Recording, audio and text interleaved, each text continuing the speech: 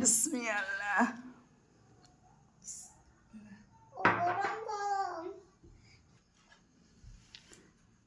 হিরাবু আজকের দীর্ঘ কয়দিন পরে এসেছে আমাদের বাড়ি, বলো?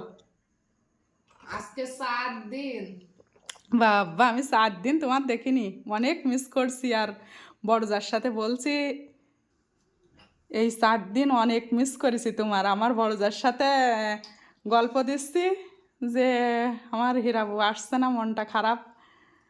তা কি করছিলে? ধান সিদ্ধ করছিলাম গো, বাড়ি ধান এসেছে, সেগুলো গুছাইছি, সিদ্ধ করেছি।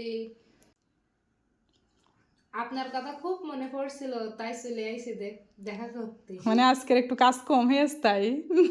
হ্যাঁ আপু। তাই তো। আর তোমাদের বাড়ি নিকটে হলে তো আমি চলেই যেতাম।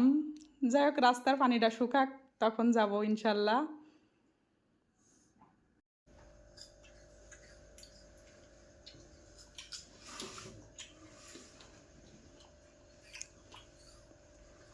ওরে বাবা, আমার বান্ধবীর বস চলে এসেছে। কি নিয়ে এসেছে আমার জন্য? এই বাঁশ নিয়ে এসেছে। এই বাঁশ কি করবো বললা, তাও আবার কি সুন্দর করে কেটে এনেছে। ধন্যবাদ তোমার।